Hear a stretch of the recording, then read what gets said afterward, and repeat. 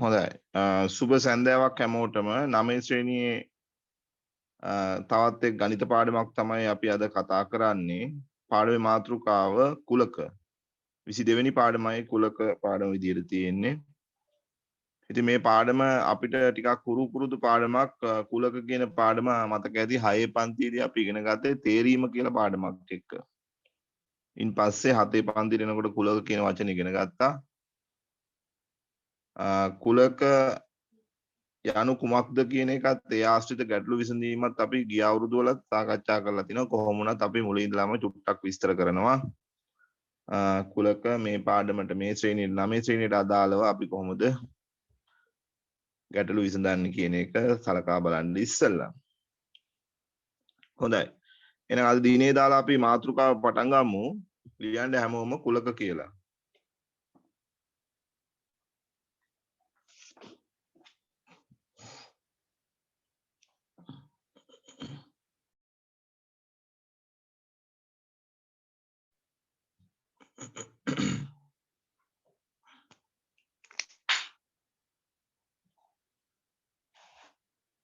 හොඳයි. අපි මාතෘකාව ලියනවා කුලක කියලා.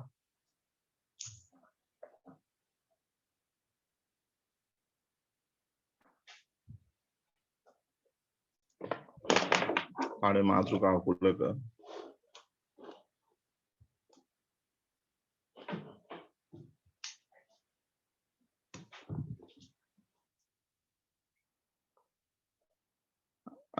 තේරීම පාඩමේ යටතේදී අපි ඉගෙන ගත්තා කුලක කියන්නේ යම්කිසි ද්‍රව්‍යයක් යම්කිසි නීතියකට අනුව වෙන් කිරීමක් කියන එක.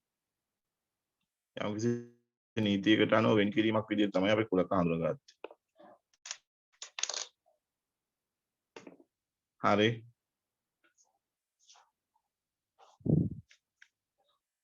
අපි අර්ථ දැක්වීමක් කරමු.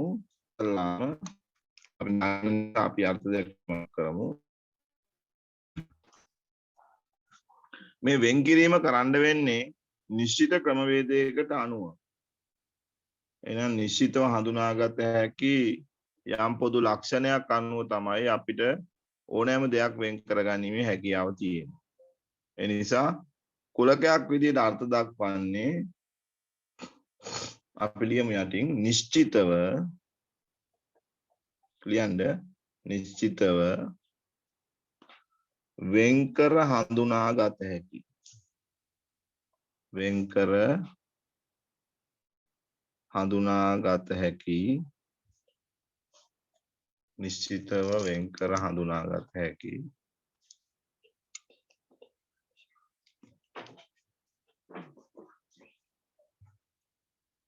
නිශ්චිතව වෙන්කර හඳුනාගත හැකි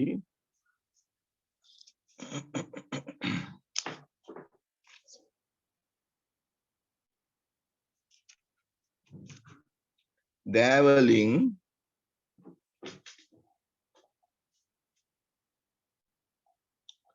සමන්විත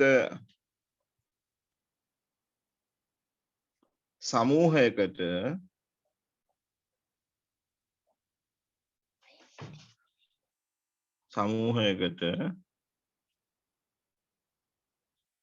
කුලකයක් ලෙස හඳුන්වයි. නිශ්චිතව වෙන්කර හඳුනාගත හැකි දෑවලින් සමන්විත සමූහයකට කුලකයක් ලෙස අපි හඳුන්වනවා. හරිද? එහෙනම් අපිට මේකට උදාහරණයක් ලියන්න වෙනවනේ. නිශ්චිතව වෙන්කර හඳුනාගත හැකි දෑවලින් සමන්විත වෙච්ච සමූහයකට අපි කියන කුලකයක් කියලා. එහෙනම් මොනවාද උදාහරණ? ඔව් මොනවාද උදාහරණ? ඔයගලන්ට උත්තර දෙන්න පුළුවන්. මම එකක් ඉස්සලා කියන්න.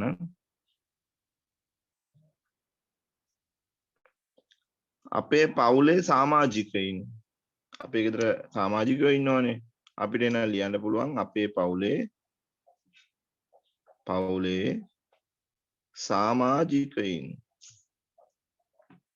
අපේ පවුලේ සමාජිකයෝ ගත්තාම මේගොල්ලෝ කුලකයක් විදියට පැහැදිලිව වෙන් කරන්න පුළුවන් නේ. අපේ පවුලේ සමාජිකයෝ ටික පැහැදිලිව වෙන් කරගන්න පුළුවන්. ඒ වගේම 9 පන්තියේ සිසුවියන්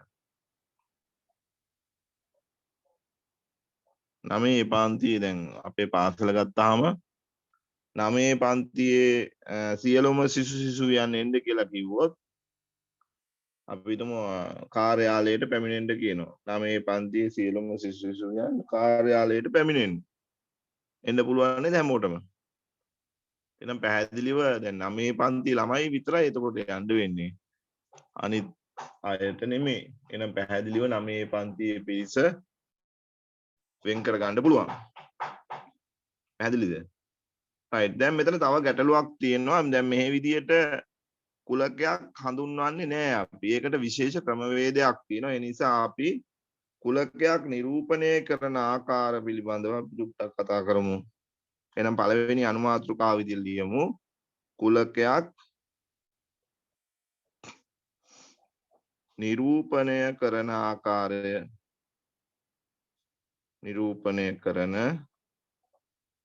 ආකාරය නිකම්ම ওই වාක්‍යයක් ලියන්නේ අපි කුලකයක් හඳුන්වන්න මූලිකව ක්‍රම දෙකක් පාවිච්චි කරනවා. පළවෙනි එක තමයි ඉංග්‍රීසි හෝඩියේ කැපිටල්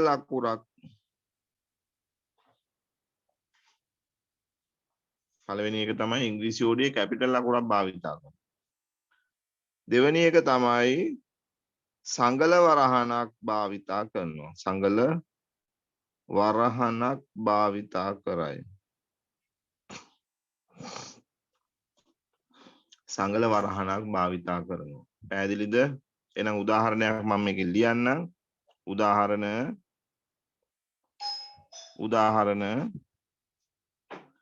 කැපිටල් A සමානයි කියලා ලියන්න පුළුවන්. 9 පන්තියේ සිසුවියන් 9 පන්තියේ සිසුවියන් පැහැදිලිද? හරි. ඔව් සර්. තව උදාහරණයක් අපි ලියමු. කැපිටල් B කියලා අපි ගත්තොත් එහෙම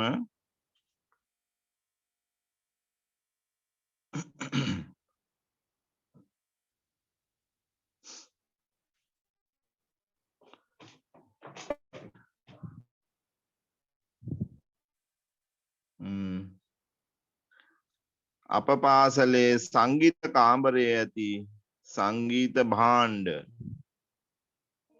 පාසලේ ඇති සංගීත භාණ්ඩ ඒවත් අපිට වෙන් කරලා ගන්න පුළුවන්. දැන් සංගීත කාමරයට ගියාම විවිධ භාණ්ඩ තියෙනවා නේද? තබ්ලා, හොරණය නේද? පිලීනිය, ගිටාරය මේ විදිහට සංගීත භාණ්ඩ අපිට වෙන් කරලා ගන්න පුළුවන් අපේ පාසලේ තියෙන සංගීත භාණ්ඩ. ඒ නිසා ඒකත් පැහැදිලිව වෙන් කරන්න පුළුවන් කුලකයක් විදිහට. තව එකක් මම ලියන්නම්. ඔයගොල්ලෝ තනියුනුත් එකක් ලියන්න අවස්ථාව දෙන්නම්. තව එකක් තමයි ඉංග්‍රීසි හෝඩියේ ස්වර අක්ෂර. මොනවාද ඉංග්‍රීසි හෝඩියේ ස්වර අක්ෂර?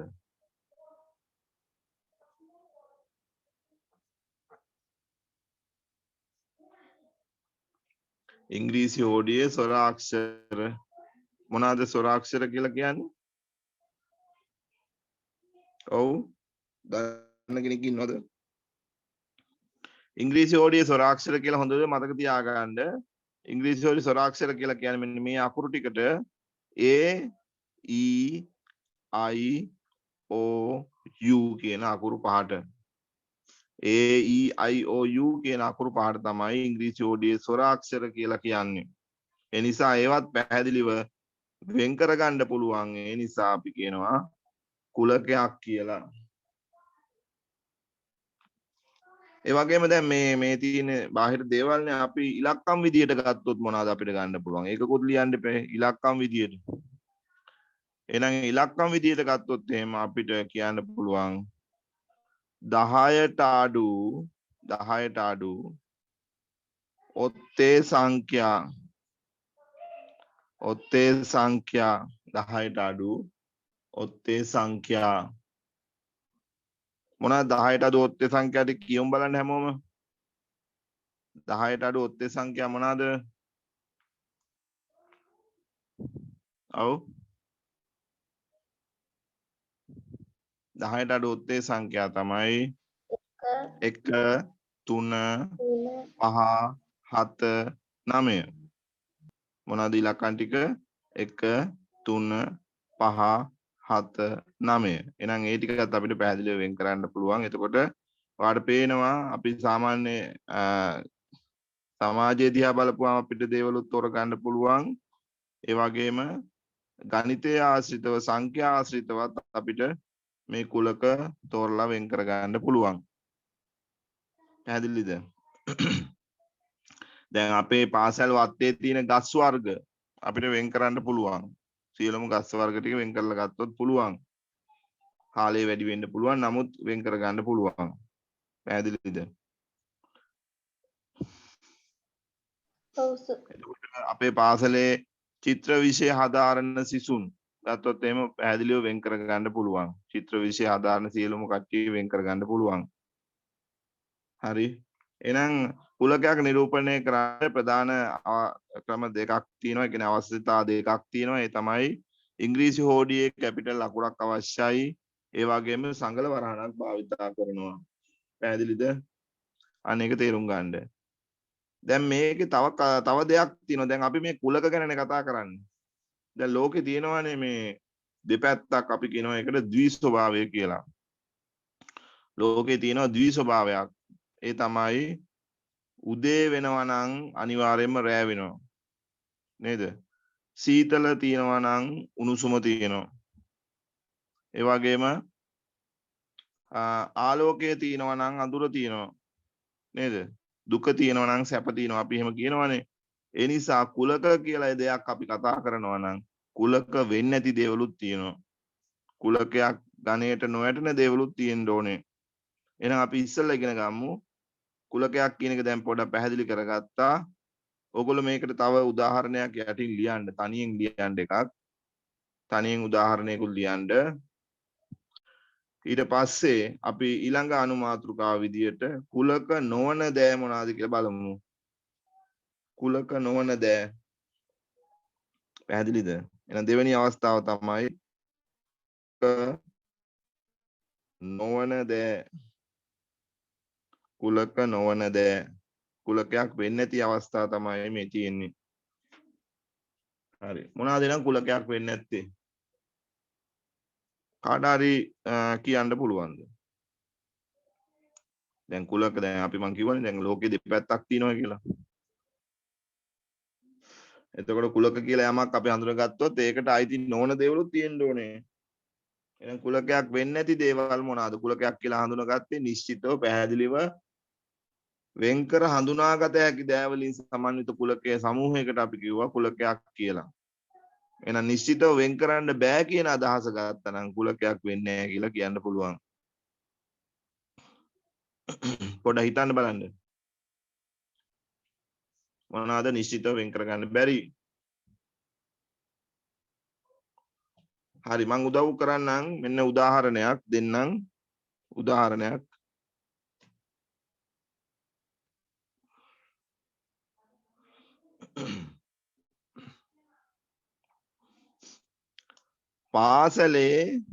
පාසලේ සිටින උස ළමුන් පාසලේ සිටින උස ළමුන් පාසලේ සිටින උස ළමුන් මොකද කියන්නේ? පාසලේ සිටින උස ළමුන් ඔයගලන්ට තේරෙනවද? පාසලේ සිටින උස ළමුන් කිව්වොත් මම කියනවා කුලකයක් වෙන්නේ නැහැ කියලා. ඒක පිළිගන්නවද? ඔව්. ඔව් සර්. හරි. එහෙනම් පාසලේ සිටින උස ළමුන් ඇයි ඒක ගන්න බැරි? මොකද දන්නවද? දැන් අපි හිතමු දැන් පන්ති කාමරේ ළමයි 40ක් ඉන්නවා නම් මේ 40 මම ඇවිල්ලා පන්ති කාමරේට ඇවිල්ලා කියනවා උස ළමයි ටික නැගිටින්න කියලා. එතකොට ඕගොල්ලන්ට ගැටලුවක් වෙනවා. කවුද උස නැත්තේ කියලා. පැහැදිලිව වෙන් කරලා නැහැ. උසක් අපිට දීලා නැහැ. සෙන්ටිමීටර 150 හෝ 160ට වඩා උස ළමයි නැගිටින්න කියලා. සෙන්ටිමීටර 50ට එහෙම නැත්නම් 150ට එහෙම නැත්නම් 160ට වැඩි ළමයි කියලා කිව්වනම් පැහැදිලිව වෙන් කරන්න පුළුවන්. මේකේ සීමාවක් දීලා නැහැ. ඊයේ කවුරු හරි ඊයේ දවසේ කෙනෙක් ඉපදුනා නම් එයාටත් උසක් තියෙනවා. ඉරට්ට සංඛ්‍යා ඔව් ඉරට්ටේ සංඛ්‍යා කිව්වොත් කුලකයක් කියන එකද නැහැ කියන එකද කියන්නේ? නෑ නැහැ කියන එකට උදාහරණයක් ඔයා කිව්වේ. අපිට දැන් ඉරට්ටේ සංඛ්‍යා කිව්වොත් අපිට වෙන් කරන්න බැරිද? එහෙම හිතන්න. පුළුවන්. මොනවාද ඉරට්ටේ සංඛ්‍යා කියලා කියන්නේ? ඉරට්ටේ සංඛ්‍යා කියලා කියන්නේ යම් සංඛ්‍යාවක් දෙකෙන් බෙදුවයින් පස්සේ ඉතිරි නැතුව බෙදෙනවා නම් ඉතිරි වෙන්නේ නැත්තම් අපි ඒකට කියනවා ඉරට්ටේ සංඛ්‍යාවක් කියලා. බලන්න අපිට එහෙම වෙන් කරලා ගන්න බැරිද? අපිට පුළුවන් නේද එහෙම බෙදන්න? දැන් හිතන්න 2 දෙකෙන් බෙදුවොත් ඉතිරි නෑ. 4 දෙකෙන් බෙදුවොත් ඉතිරි නෑ. 6 දෙකෙන් බෙදුවොත් ඉතිරි නෑ. 8 දෙකෙන් බෙදුවොත් ඉතිරි නෑ. මේ විදිහට ඕන තරම් සංඛ්‍යා කියන්න පුළුවන්. ඉවරයක් වෙන්නේ නැහැ. ඉවරයක් වෙන්නේ නැති එක ඇත්ත. නමුත් සංඛ්‍යා ලියන්න පුළුවන්. හැබැයි මෙතන තියෙන ප්‍රශ්නේ බලන්න. පාසලේ සිටින උසලාමුන් කියලා කිව්වොත් උසේ ප්‍රමාණයක් දීලා තියෙන්නේ නැති නිසා අපිට වෙන් කරගන්න බෑ කවුද මේ අපිට වෙන් කරලා ගන්න කියලා. එහෙම නැත්නම් අපි හිතමු මොන හරි උත්සවයකට සහභාගී කරනවා කියලා උස ළමයි ටික. ඒ උස ළමයි ටික වෙන් කරලා ගන්න බෑ. අපි කියන්නේ මොකද්ද උස ළමයි ටික කියන්නේ කියලා. එතකොට හැමෝටම උසක් තියෙනවනේ. හැමෝටම උසක් තියෙනවා. ඒ නිසා හැමෝටම උසක් තියෙන නිසා අපිට වෙන් කරන්න බෑ කියන එක පැහැදිලි වෙන්න ඕන. එහෙනම් ඉරට්ටේ සංඛ්‍යා කියන එක පැහැදිලි වුණාද? මේ කියපු උදාහරණේ පැහැදිලි වුණාද? ඔව් සර්. හරි. හොඳයි. තවත් උදාහරණයක් මම කියන්නම්. මිහිරි ගීත ගායනා කරන කුරුල්ලන්. මිහිරි ගීත ගායනා කරන කුරුල්ලන්. එහෙම නැත්නම් මිනිස්සු ගන්න පුළුවන් සංගීත කරන ගායකයෝ කියලා ගන්නත් පුළුවන් ඈ. මම උදාහරණයක් ගත්තේ කුරුල්ලන් කියලා. සමහර කුරුල්ලෝ ලස්සනට ශබ්ද කරනවා. හරිද? නමුත් ඒක සාපේක්ෂ බවක් තියෙනවා. මිහිරි ගීත ගායනා කරන අය සාපේක්ෂ බවක් තියෙනවා. පැහැදිලිද? ඒ නිසා වෙන් කරගන්න බෑ කවුද මේ මිහිරි ගීත ගායනා. අපි තුන් ගායකයෝ කියලා. ගායකයෝ කිව්වත් එක එක්කිනාට සාපේක්ෂයි. මම කැමති ගායකයා තව කෙනෙක් අකමැති වෙන්න පුළුවන්. නේද? ඒ නිසා ඒකත් වෙන් කරන්න බෑ. තව වෙන් කරන්න බැරි අවස්ථාව තමයි පන්තියේ සිටින ලස්සන ළමයි පන්තියේ දැන් මම පන්තියට ඇවිල්ලා කියනවා ළමයි ටික නෙන්නකෝ බලන්න. එහෙම වෙන් කරන්න සාපේක්ෂයි. පන්තියේ සිටින ලස්සන ළමයි වෙන් කරන්න බෑ. පැහැදිලිද කියන්නේ? ලස්සන කියන එකත් සාපේක්ෂයි. හරි? ඒ නිසා අන්න ඒ වගේ උදාහරණ අපිට කුලක වෙන්නේ නැහැ කියලා කියන්න පුළුවන්. කුලක නොවන දෑ විදියට අපිට හඳුනා ගන්න පුළුවන්.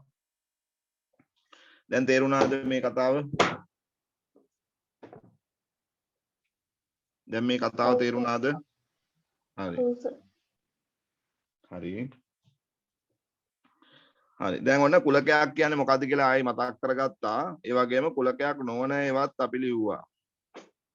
දැන් අපි නොවන ඒවා ගැන කතා කරන්නේ නැහැ මෙතනින් එහාට. කුලක වෙන ඒවා ගැන කතා කරන්නේ. කුලක නිරූපණය කරන ආකාර අපි බලමු.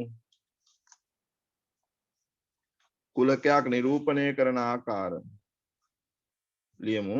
අනුමාතෘකාව තුන්වෙනි එක. කුලකයක්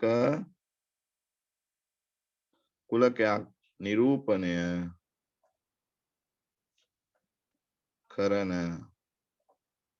ආකාර. කුලකයක් නිරූපණය කරන ආකාර. හරි. එහෙනම් කුලකයක් නිරූපණය කරන ප්‍රධාන ආකාර 4ක් ඉගෙන ගන්නවා සාමාන්‍ය පෙළ විභාගෙට. පැහැදිලිද? දැන් අපි සාමාන්‍ය පෙළ විභාගෙන ඉලක්ක කරගෙන යන්නේ මේ වැඩේ. 9 හිටියට. එහෙනම් ආකාර ප්‍රධාන ආකාර 4ක් තියෙනවා කුලකයක් නිරූපණය කරන්න පුළුවන් ආකාර. ඒකෙන් 3ක් විතරයි මේ අවුරුද්දේ කතා කරන්නේ.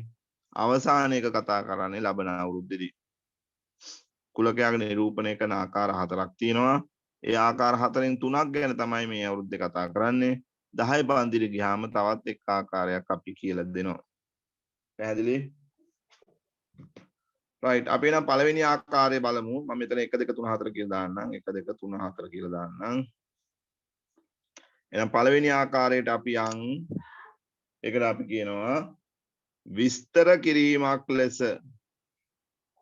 විස්තර කිරීමක් ලෙස. විස්තර කිරීමක් ලෙස. පැහැදිලි?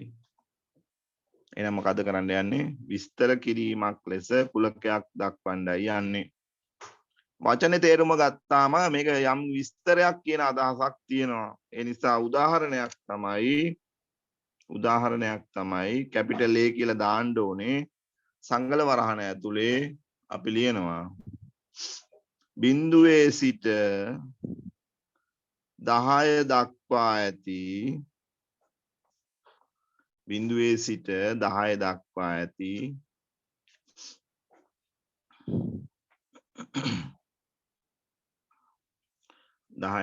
ඇති ඉරට්ටේ නැත්නම් ඔත්තේ සංඛ්‍යා කියලා ගමු. වැටලෙන්නේ නැහැ. එතකොට ඔත්තේ සංඛ්‍යා බිඳුවේ සිට 10 දක්වා ඇති ඔත්තේ සංඛ්‍යා. බිඳුවේ සිට 10 දක්වා ඇති ඔත්තේ සංඛ්‍යා. හරිද? දැන් ඕක තමයි විස්තරය. විස්තරය තමයි ඔය තියෙන්නේ. හරිද? මේකම දෙවනි ආකාරයට ලිව්වොත් එහෙම දෙවනි ආකාරය තමයි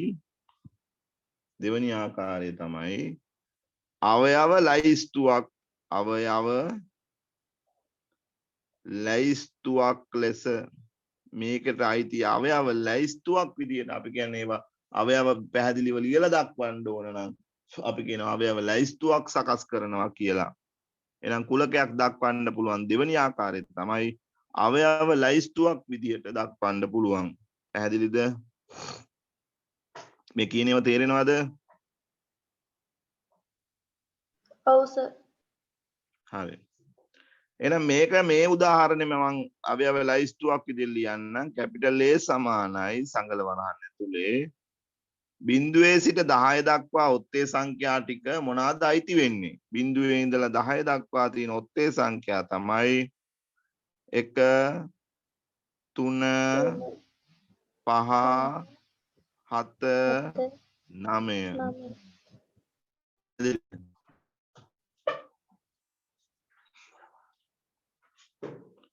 එහෙනම් මෙන්න මේ විස්තරයේ තිබිච්ච එක අවයව විදියට ලියන එක තමයි අපි කියන්නේ අවයව ලැයිස්තුවක් ලෙස ලියනවා කියලා.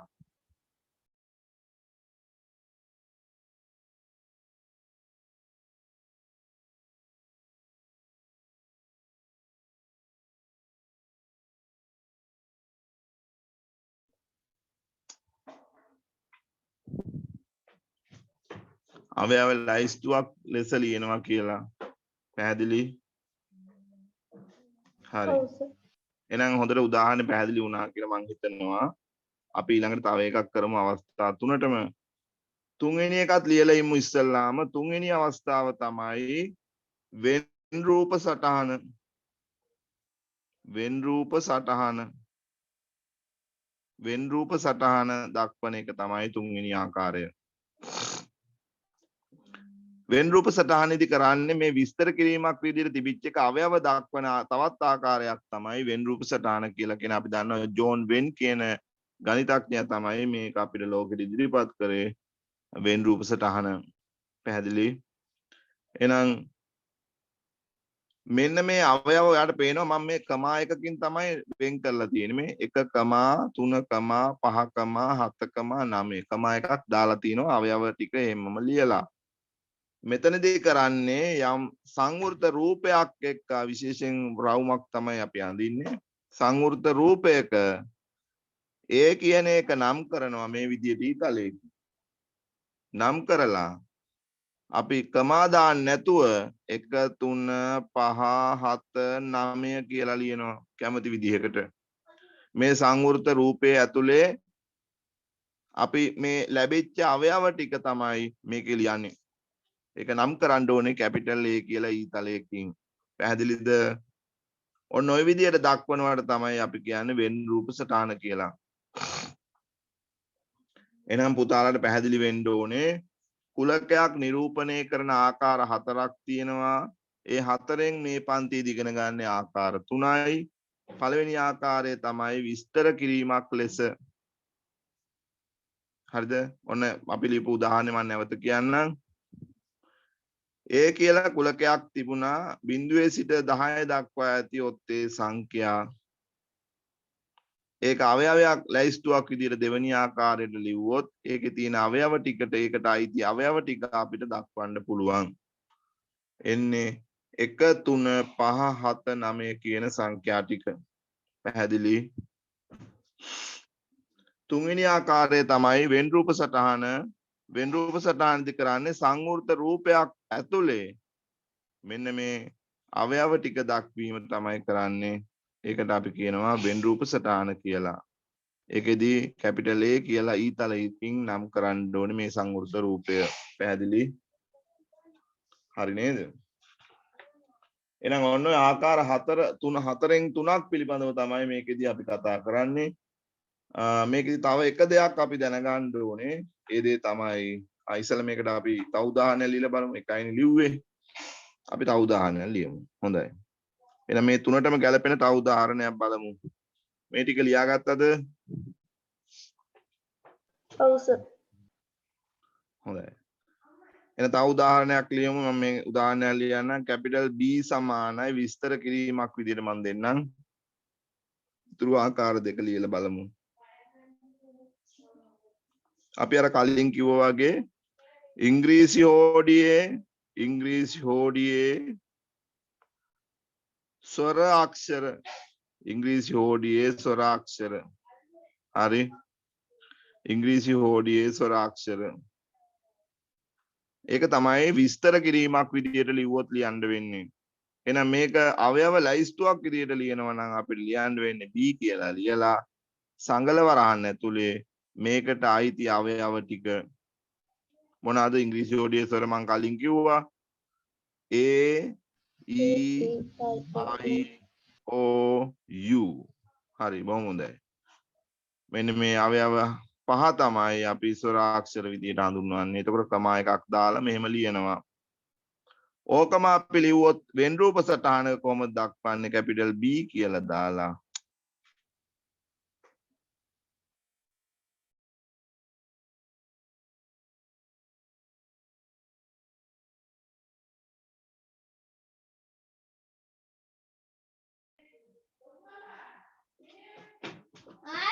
A E I O U කියන එක මේ විදිහට සංවෘත රූපයක දක්වන්න පුළුවන්. පැහැදිලි? A E I O U කියන අවයව ටික මේ විදිහට සංවෘත රූපයක දක්වන්න පුළුවන්. හරි. පැහැදිලි වුණාද? ඔව් සර්. හරි. තව එකක් ඕනනම් ලියමු. උදාහරණයක් තව එකක්. අපි කැපිටල් D කියලා ගමු. කැපිටල් D කියලා ගමු. ප්‍රථමක සංඛ්‍යා මතකයි නේද? ප්‍රථමක සංඛ්‍යා. එහෙනම් අපි ලියමු 20ට අඩු ප්‍රථමක සංඛ්‍යා 20ට අඩු ප්‍රථමක සංඛ්‍යා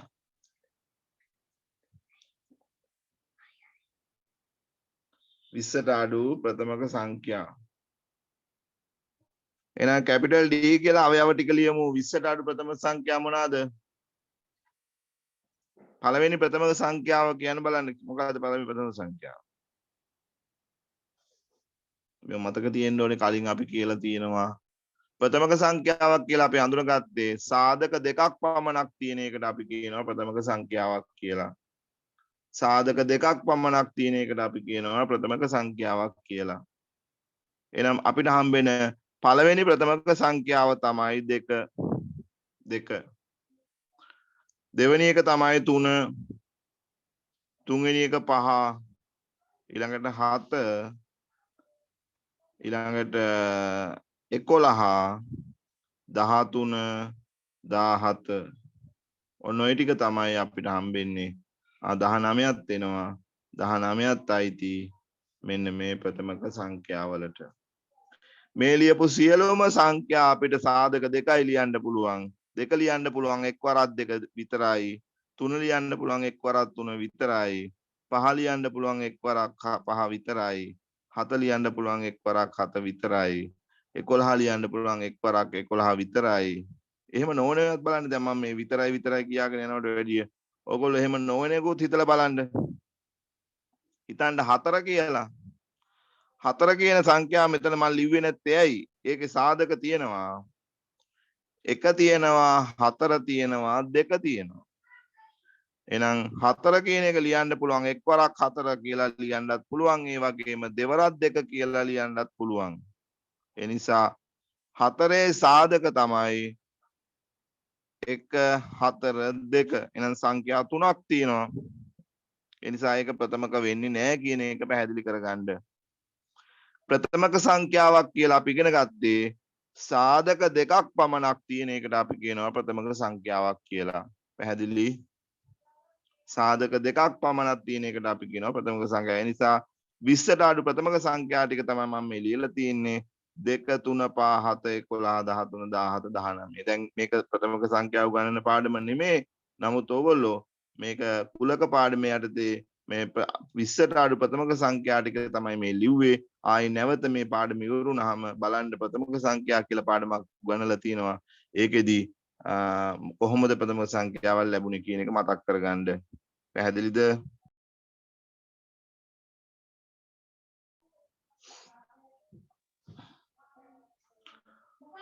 හරි ඊළඟට මේක වෙන් රූප සටහනක දැක්වුවොත් එහෙම කලින් වගේම සංවෘත රූපයක් ඔය විදිහට ඇඳලා මේකේ 2 3 5 7 11 13 17 19 ඔය ආදී වශයෙන් සංඛ්‍යා ටික මේ කමා ලකුණ දාන්න නැතුව ලියලා දක්වනවා පැහැදිලි ඊතලයක් දාන්න ඕනේ කැපිටල් D කියලා පැහැදිලිද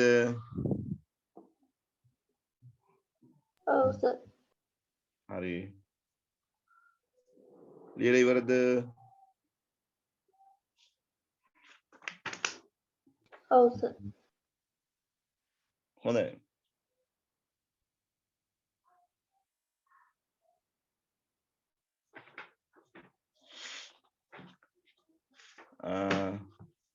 තව දෙයක් අපිට මතක් කරගන්න ඕනේ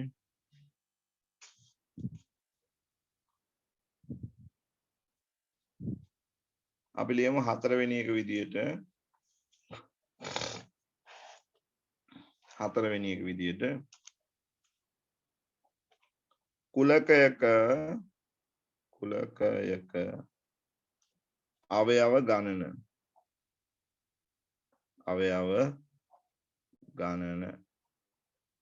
කුලකයක අවයව ගණන අවයව කොච්චරක් තියෙනවද කියලා අහනවා මෙන්න මේකට අපි ඉංග්‍රීසි අකුරක් භාවිතා කරනවා කුලකය හඳුන්වන්නේ ඒ වලින් නම් අපි කියනවා NA කියලා කුලකය හඳුන්වන්නේ B වලින් නම් අපි කියනවා NB කියලා කුලකය හඳුන්වන්නේ C වලින් නම් අපි කියනවා NC කියලා පැහැදිලිද එහෙනම් මේ සිම්පල් n වලින් අදහස් කරන්නේ අවයව ගාන කීයද කියන එක හොඳට මතක තියාගන්න කුලකයක අවයව ගාන අපි කොහොමද හඳුන්වන්නේ? Simple n අකුරෙන්. ඒ වගේම කුලකේ නම් කරන්නේ කැපිටල් ඉංග්‍රීසි OD කැපිටල් අකුරකින්. ඒ නිසා අපි ලියනවා NA කියලා. පැහැදිලි? දැන් උදාහරණයක් බලමු. කැපිටල් A කියලා කුලකයක් තියෙනවා. අපි හිතමු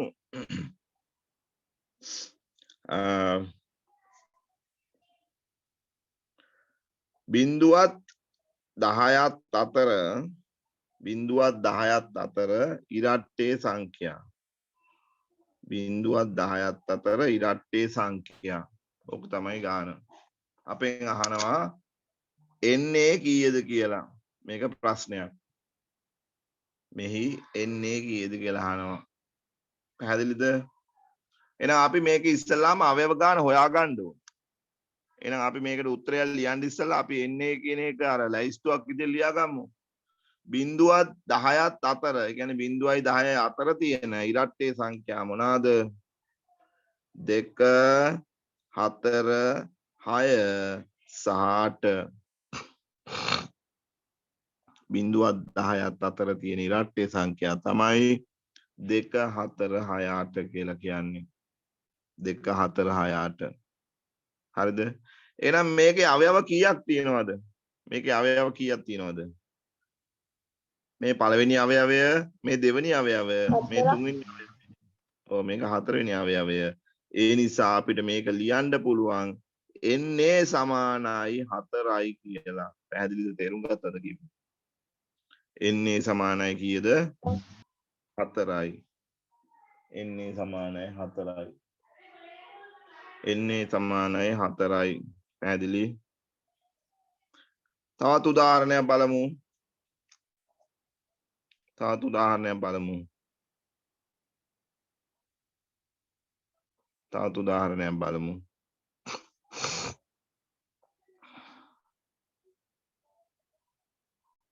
කැපිටල් B සමානයි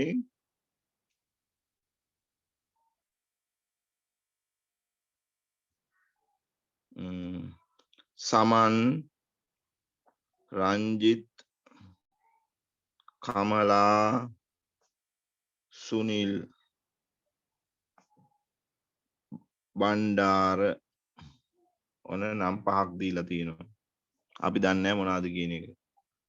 මේ කුලකයට කුලකයක් ගැන කතා කරනකොට නම් පහක් දීලා තියෙනවා. සමන් රංජිත් කමලා සුනිල් බණ්ඩාර කියලා මිනිස්සු 5 දෙනෙක්. දැන් මේක NB ලියන්නේ කොහොමද?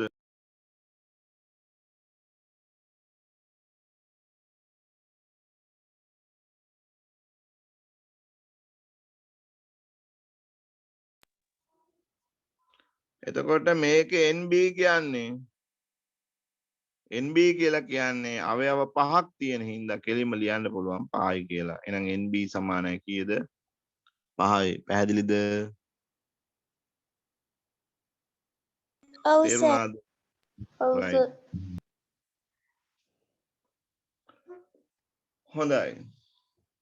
ඔන්න දැන් අවයව ගාන කියන එක අපි හඳුනගන්නේ මේ විදිහට සිම්පල් අකුරකින්. අමතක කරන්න බෑ මේව ඈ. අමතක කරන්නේ නැතුව වැඩ කරන්න වෙනවා. හරි.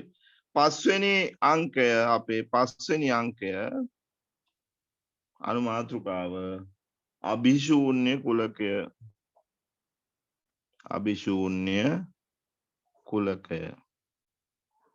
හොඳයි. අභිශූන්‍ය කුලකය ගැන අපි කතා කරමු.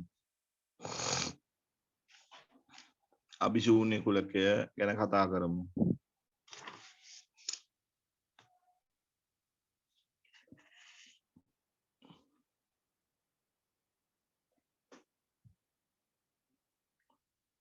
මොකක්ද අභිශූන්‍ය කුලකය කියලා කියන්නේ? අවයව ඔව්. මොකද්ද? කියන්නේ කියන්න නොමැති. ඔව් අන්න අදහස එනවා. අවයව මුකුත් නැත්තම් අපිට කියන්න පුළුවන් ඒක අභිශූන්‍ය කුලකයක් කියලා. අවයව මුකුත් නැත්තම් අපි කියනවා අභිශූන්‍ය කුලකයක් කියලා. හරි.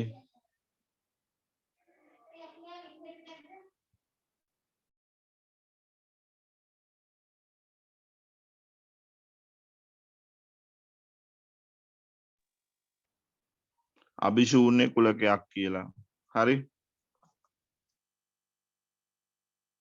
අභිශූන්‍ය කුලකයක් හඳුන්වන්නේ මෙන්න මේ විදිහට. සංගල වරහණක් දාලා ඇතුලේ මුකුත් නැහැතුව ලියන අවස්ථාවක් තියෙනවා. ඒ වගේම මේ විදිහට සංකේතයකුත් භාවිතා කරන මේ දෙකෙන් කැමති එකක් පාවිච්චි කරන්න පුළුවන් අභිශූන්‍ය කුලකයට. එන අභිශූන්‍ය කුලකයේ දක්වන ආකාර දෙකක් තියෙනවා. එකක් සංගල වරහන් දෙකක් එක ළඟින් ලියනවා. එහෙම නැත්නම් මේ විදිහට සංකේතයක් භාවිතා කරනවා අභිශූන්‍ය කුලකයේ දක්වන්න. ওই දෙකෙන් කැමති එකක් පාවිච්චි කරන්න පුළුවන්. අපි යටින් අදහසක් ලියමු. යම් කුලකයක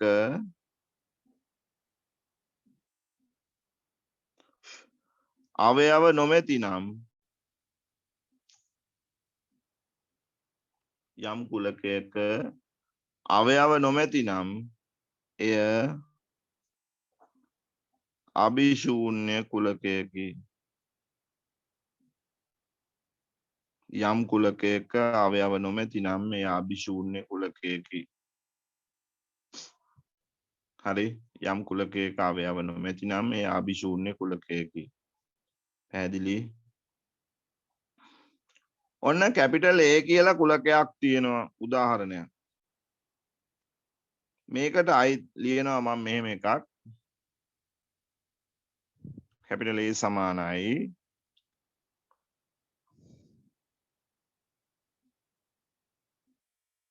6ත් 8ත් අතර 6ත් 8ත් අතර පහේ ගුණාකාර 6ත් 8ත් අතර පහේ ගුණාකාර පැහැදිලි 6ත් 8ත් අතර පහේ ගුණාකාර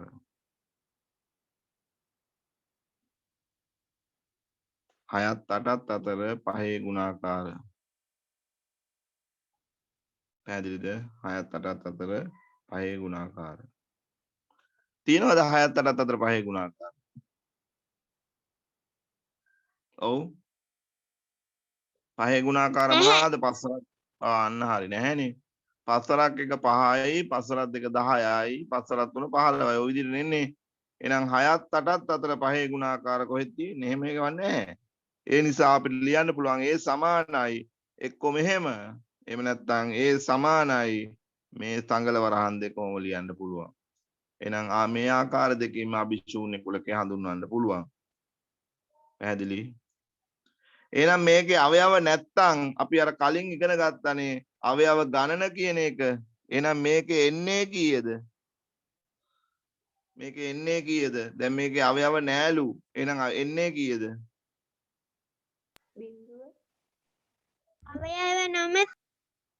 ඔව් අවයව නැහැනේ. ඒ නිසා මේකේ අවයව නැති නිසා පද ගාන අවයව ගාන අපිට එන්නේ බිඳුවයි කියලා.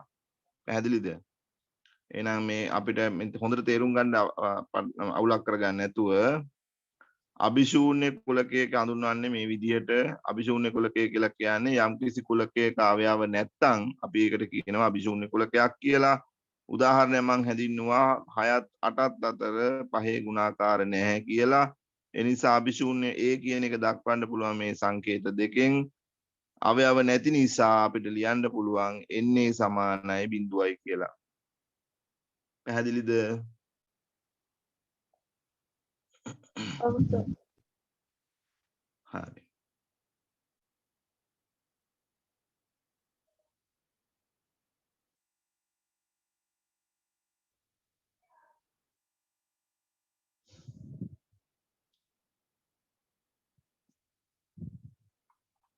මේකට තව උදාහරණයක් ලියමුද? B කියලා කුලකයක් තියෙනවා.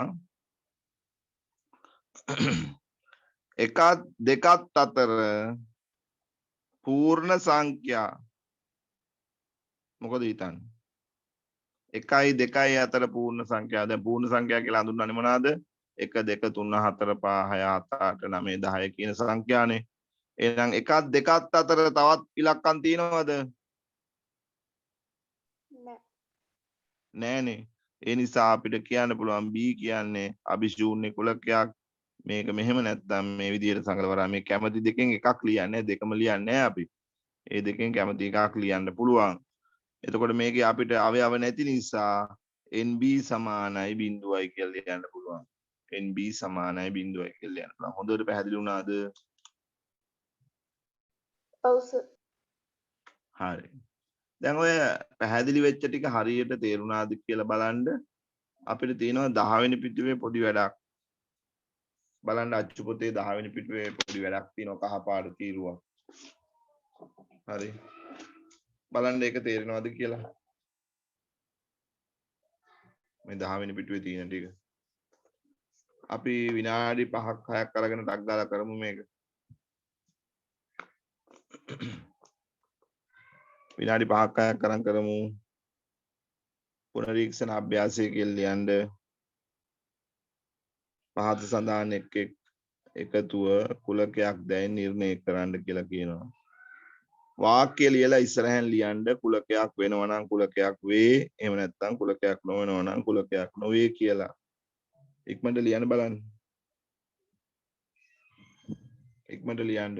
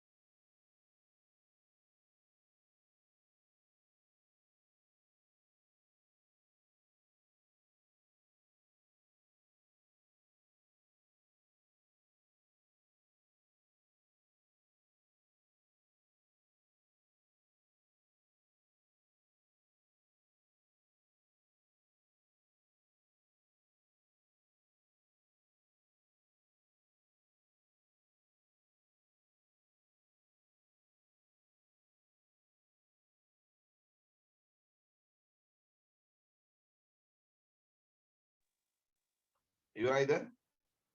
කීවෙනි එකද කරන්නේ?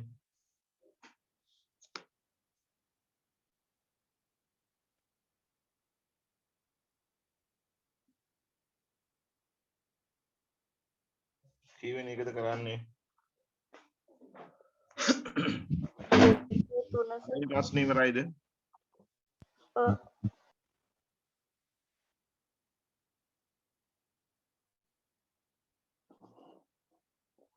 හරි අපි පළවෙනි ප්‍රශ්නේ බලමු. මේකේ තියෙනවා 0.30 අතර 4 ගුණාකාර කුලකයක් වෙනවද නැද්ද? මොකද කියන්නේ?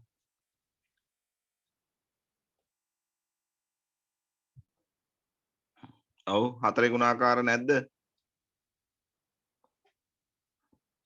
0.30 අතර 4 ගුණාකාර 4 වරක් 1 4යි 4 වරක් 2 8. තියෙනවනේ නේද? ඒ නිසා ඒක කුලකයක් වේ කියන එක ඉස්සරහෙන් ලියන්න. මේක ලියලා ඉස්සරහෙන් ඊතලයක් දාලා ලියන්න කුලකයක් වේ කියලා.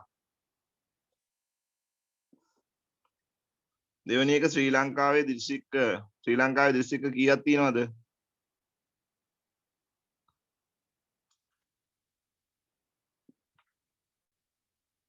මතක නැද්ද? ඔව් 25 25යි. ශ්‍රී ලංකාවේ දිස්ත්‍රික්ක 25යි පළාත් 9යි. ඒ නිසා ඒක කුලකයක් වේ වෙන් කරන්න පුළුවන්.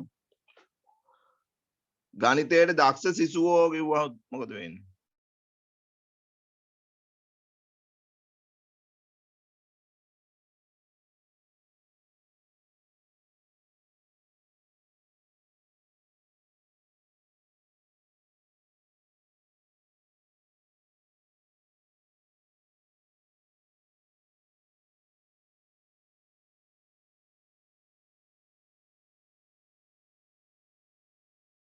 හින්දා මේක ඉස්සරහින් අපි ලියන්න වෙන්නේ කුලකයක් නොවේ කියලා. හතරවෙනි එක ත්‍රිකෝණ සංඛ්‍යා මොකද?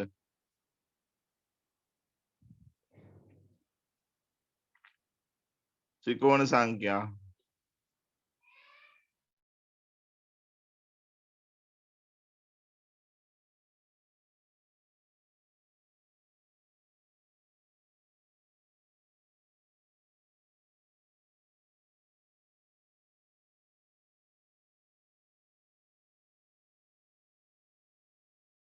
මෙතන බෝල 1යි මෙතන බෝල 3යි. ඊට පස්සේ ආය ත්‍රිකෝණයක් වෙන්න බෝල 6ක් ඇන්දා. ඊළඟට ආය ත්‍රිකෝණයක් වෙන්න බෝල 10ක් ඇන්දා. නේද මතකද? අන්න ඒවට තමයි අපි කියන්නේ ත්‍රිකෝණ සංඛ්‍යා කියලා. එන මොනවාද? 1 3 6 10 15 ආදී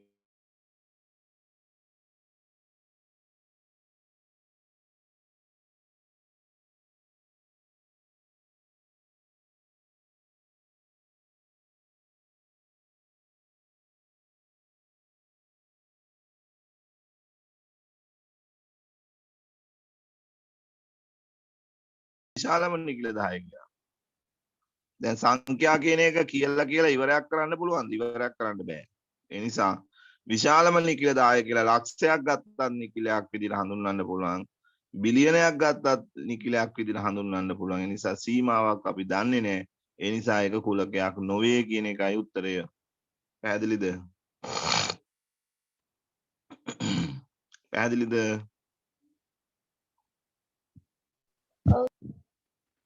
හරි පස්වෙනි එකේ නම් කුලකයක් නොවේ. හරි. අපි යන් ප්‍රශ්නාංක 2ට තාම මේක හැදුවේ නැද්ද දෙවෙනි එක? බලන්න උත්සාහයක් ගන්න දෙවෙනි එක. ඒක ටිකක් වැදගත් දෙවෙනි එක.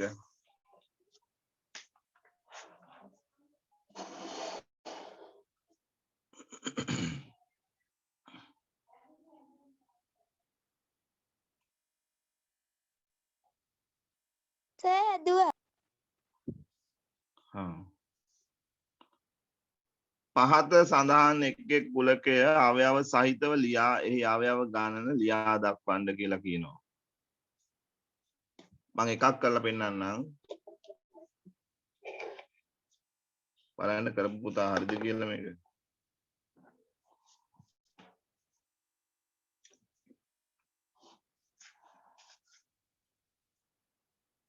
ඔන්න දෙවෙනි එක.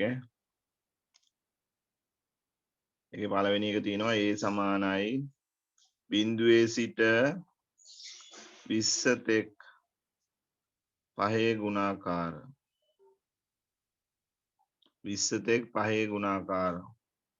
එහෙනම් මේකේ අවයව ටික ලියමු බලන්න 20 බිඳුවේ ඉඳලා 20 දක්වා තියෙන පහේ ගුණාකාර මොනවාද කියන්න බලන්න. 5 10 15 20 අන්න හරිය. 5 10 15 ඔව්.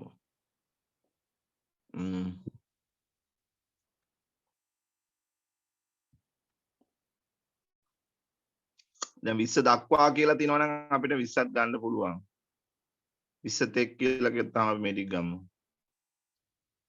හරි.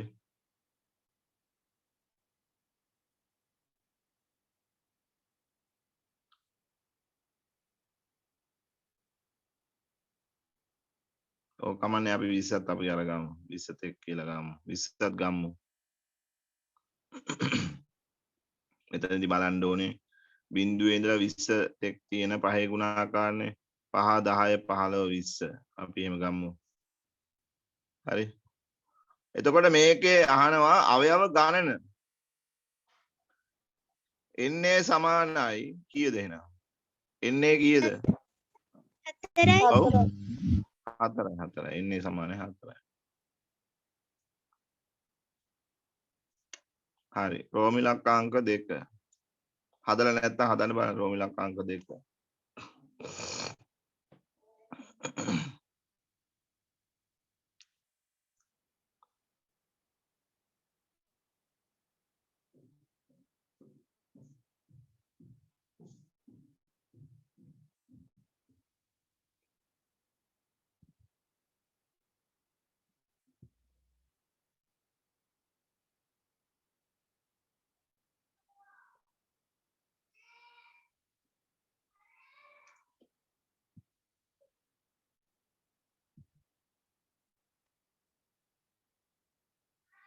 හරිද හරිද?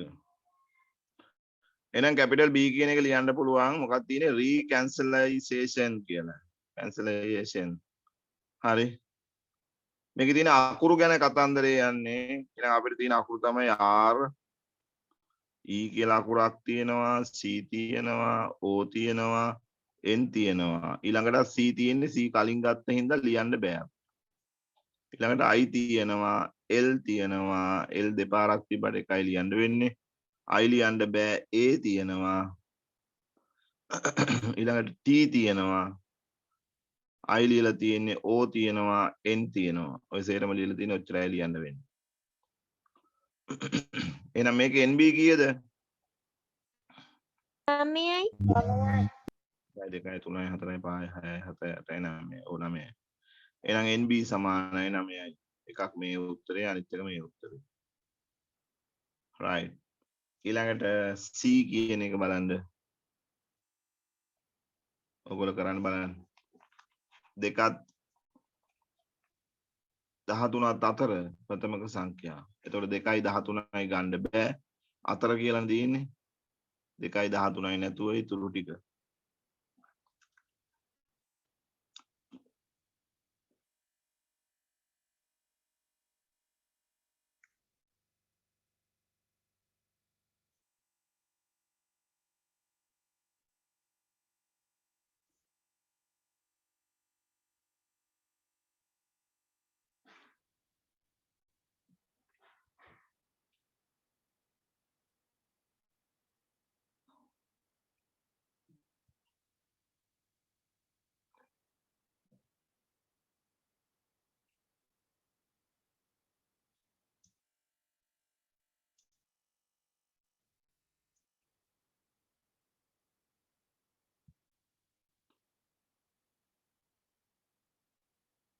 හරිද?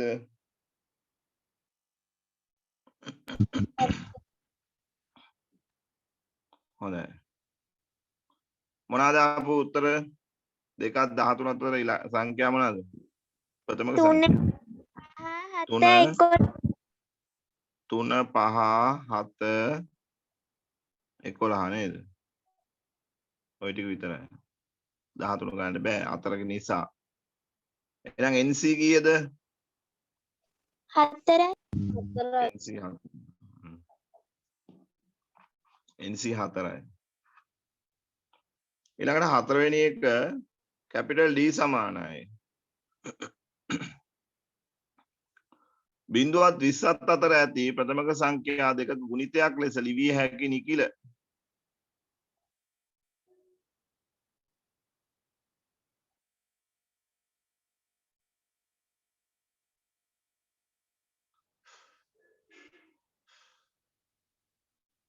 ඔව්. ඉස්සෙල්ලා අපිට ලියා ගන්න වෙනවා මේ වැඩේ තේරුම් ගන්න. ප්‍රථමක සංඛ්‍යා ටික බිඳුවත් 20ත් අතර තියෙන ප්‍රථමක සංඛ්‍යා ටික ලියාගෙන ප්‍රථමක සංඛ්‍යා දෙකක ගුණිතයක් ලෙස ලිවිය හැකි සංඛ්‍යා ලිවිය හැකි නිකිල.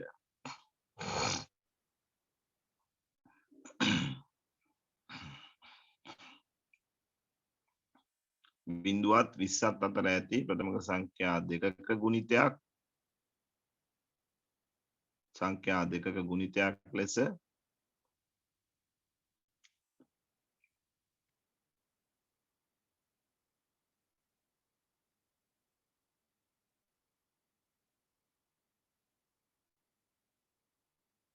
ඒක තේරුණා නේ. ඔව් ඒක තමයි. බිඳුවත් 20ත් අතර ඇති ප්‍රථමක සංඛ්‍යා දෙකක ගුණිතයක් ලෙස. ඉස්සලා අපි ලියාගමු ප්‍රථමක සංඛ්‍යා ටික මේකට උත්තරේ ලියන්න ඉස්සලා. ඔන්න ප්‍රථමක සංඛ්‍යා 2 3 5 7 11 13 17 19 ඔය ටිකනේ. සංඛ්‍යා දෙකක ගුණිතයක් ලෙස ප්‍රථමක සංඛ්‍යා දෙකක ගුණිතයක් ලෙස ඒ කියන්නේ මේ සංඛ්‍යා දෙකේ ගුණිතයක් විදිහට ලිවිය හැකි නිකිල. ගොඩාක් ලියන්න වෙනවා. එහෙනම් කැපිටල් D සමානයි කියලා ලියන්න වෙනවා. දෙකෙන් ගුණ කරමු ඈ. දෙවරක් 3 කීයද? 6යි. ඊළඟට දෙවරක් 5 කීයද? 10යි. දෙවරක් 7 කීයද? 14යි. මේ දෙකෙන් ගුණ කරන්නේ මම හැම එකම. ඊළඟට දෙවරක් 11 කීයද? 22යි. දෙවරක් 12 කීයද? දෙවරක් 13 කීයද? 26යි. දෙවරක් 17 කීයද? ඔව්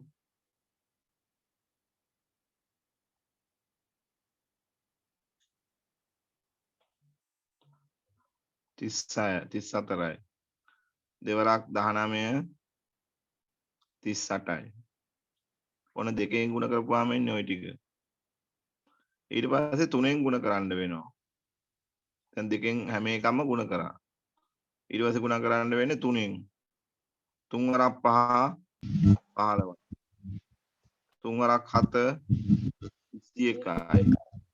3 වරක් 11 33යි. 3 වරක් 17 3 වරක් 3යි 3 වරක් 21 10ක් 3 වරක් 1 3යි 4යි 5යි 51යි. 3 වරක් 19 9 වරක් 3 27 7 12ක් විතරුයි. 3 වරක් 1 3යි 2යි 5යි 57යි. හරිද? තවත් ඉවර කරන්න බෑ. ඊට පස්සේ පහෙන් ගුණ කරන්න වෙනවා. 4ක් 5 35යි. 5 වරක් 11 55යි. 5 වරක් 13 15 පදන එකක් ඉතුරුයි. 5 වරක් 5යි 1යි 6යි 65යි. 5 වරක් 17 5 වරක් 17 4 පහ 35 පාදාන 3ක් ඉතුරුයි. 5 වරක් 5යි 3යි 8යි. 5 වරක් 19 9 වරක් 5 45 පාදාන 4ක් ඉතුරුයි. 9 වරක් 9යි 5 වරක් 5යි 5යි 4යි 9යි 95ක් වෙනවා. දැන් පහිනුත් ගුණ කරා. ওই විදියට සෑහෙන වෙලාවක් යනවා මේ වැඩේට. 7 11න් ගුණ කරන්න 7 13න් ගුණ කරන්න 7 17න් ගුණ කරන්න 7 19. ඊළඟට 11 13න් 11 17න් 11 19න් 13න් 13 11න් ගුණ කරන්න 13 19න් ගුණ කරන්න අවසානට 17 19න් ගුණ කරලා තමයි අපිට සියලුම සංඛ්‍යා ටික ලියන්න වෙන්නේ. ඊට පස්සේ උත්තරේ ND සමානයි කියලා දාලා කීයද කියලා දාන්න ගණන් කරලා. පැහැදිලිද? ටිකක් ගුණ කිරීමක් තියෙන්නේ කරලා බලන්න. මේක කිව්වේ බිඳුවත් 20ත් අතර ඇති ප්‍රථමක සංඛ්‍යා දෙකක ප්‍රථමක සංඛ්‍යා දෙක මේ බිඳුවත් 20ත් අතර ඇති ප්‍රථම සංඛ්‍යා දෙකක ගුණිතයක් ලෙස ලිවිය හැකි නිකිල.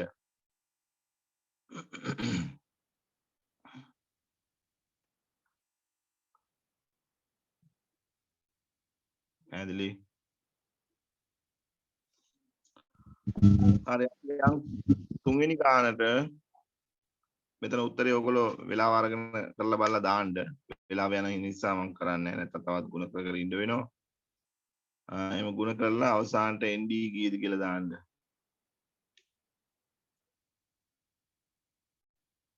හරි තුන්වෙනි එක D කියලා කියන්නේ 5ත් 10ත් අතර පූර්ණ සංඛ්‍යා කියලා තියෙනවා. 5ත් 10ත් අතර පූර්ණ සංඛ්‍යා.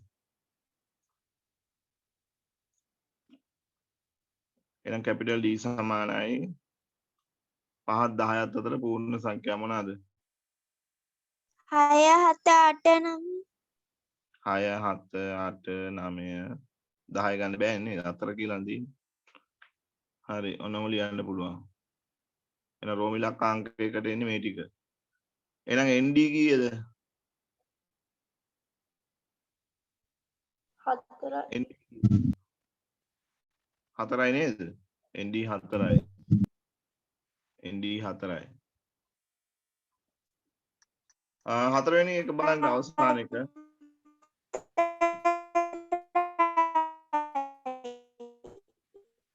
ඔව්.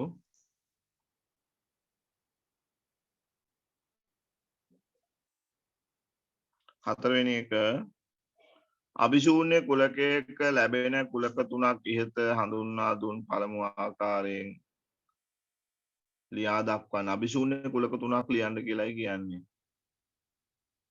ලියමුද බලන්න. අභිශූන්‍ය කුලක තුනක්.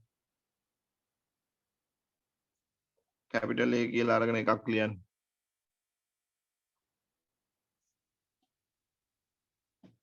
ඔව්.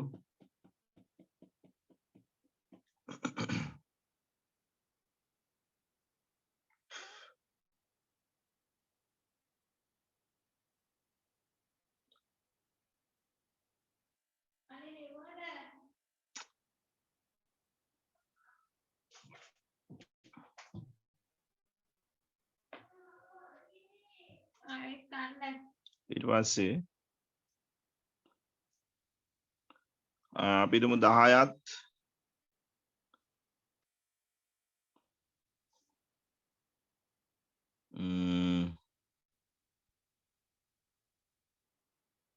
12ත් අතර 10ත් 12ත් අතර 7 ගුණාකාර 10ත් 12ත් අතර 7 ගුණාකාර නැහැ නේද? 10 12 අතර 7 ගුණාකාර නැහැ. 4ක් එක 7යි 4 දෙක 14යිනේ තියෙන්නේ.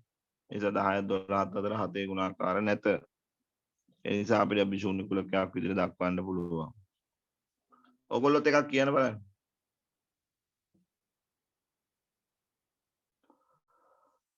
කවුරු හරි කෙනෙක් කියන්න.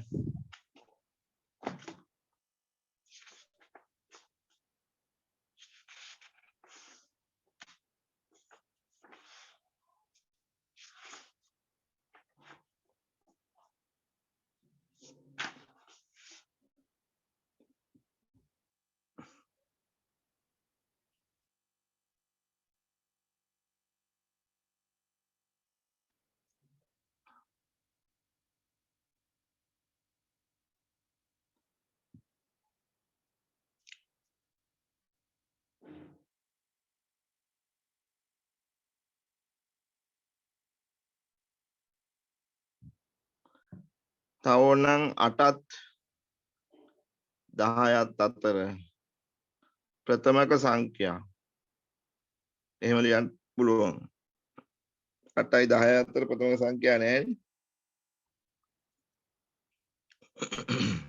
8යි 10යි අතර ප්‍රථමක සංඛ්‍යා නැහැ හරි C කියන්නේ තව එකක් 3ක් ලියන හින්දා අපිට තව එකක් ඕන ලියන්න පුළුවන් 5 10ත් අතර ප්‍රථම ඉරට්ටේ ප්‍රථමක සංඛ්‍යා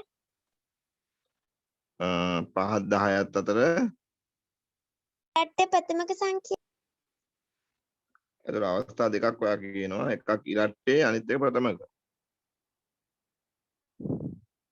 එහෙම නේද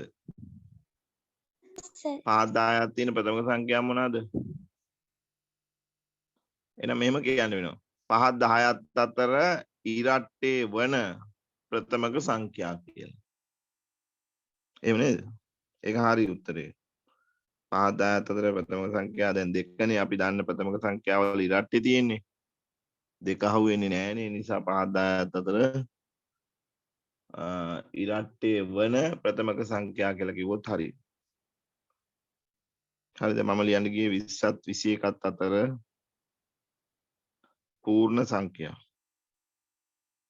20ත් 21ත් අතර පූර්ණ සංඛ්‍යා. ඉතින් ওই විදිහට ගොඩාක් ඒවා ලියන්න පුළුවන්. හරි. මීට අමතරව මම WhatsApp එකට ඔයගලන්ගේ එවනවා අභ්‍යාස ටිකක් ඒක කරන්න. අපිට මේ පාඩම ටිකක් තව දවසක් කරන්න වෙනවා. ඒකෙදි කතා කරන්න තියෙන්නේ පරිමිත කුලක, අපරිමිත කුලක, සම කුලක, තුල්්‍ය කුලක කියන කොටස් ටික සහ සර්වත්ව කුලකයයි උපකුලකය කියන්නේ මොකක්ද කියන එකයි හඳුන්වලා වෙන් රූප සටහන් කිහිපයක් අඳින්න තියෙනවා. ඒ නිසා ටිකක් පාඩම ටිකක් දිගයි. නමුත් මේක ගොඩාක් වැදගත්. හරිද? සාමාන්‍ය පෙළ විභාගයට ලකුණු 10ක් හම්බෙන ප්‍රශ්නයක් තමයි කුලක කියන මාතෘකාව. පැහැදිලිද? දැන් මූලික කරුණු ටික හරියට දැනගත්තොත් 10 11 පන්ති වලදී ලේසි තේරුම් ගන්න. මූලික කරුණු නොදැන ගියොත් එහෙම ඒ ටික තේරුම් ගන්න බැරුව යනවා. ඒ නිසා මේ ටික හොඳට අභ්‍යාසය නැවත බලන්න. අද අපි ඉගෙන ගත්තේ කුලකයක් යනු කුමක්ද? කුලකයක් හඳුන්වන්නේ කොහොමද?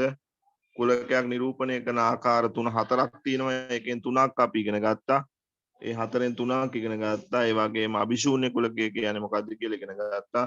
ඒ වගේම අභිශූන්‍ය කුලකයක් නිරූපණය කරන ආකාරය සහ ඊට අදාළ උදාහරණත් අපි හදලා අභ්‍යාස කිහිපයකුත් අද දවසේ අපි සාකච්ඡා කරා. ඉතින් අනිත් දවසේ අනිත් යාළුවන්ටත් ආරාධනා කරන්න මේ පන්තියට එන්න කියලා. හරි. හැමෝටම මම හිතන්නේ මේ වෙලාව පහසුයි කියලා මම හිතනවා. මොන හරි ප්‍රශ්නයක් තියෙනවද අහන්න පාඩම ඉවර කරන්න ඉස්සෙල්ලා? මොන හරි ප්‍රශ්නයක් තියෙනවද අහන්න?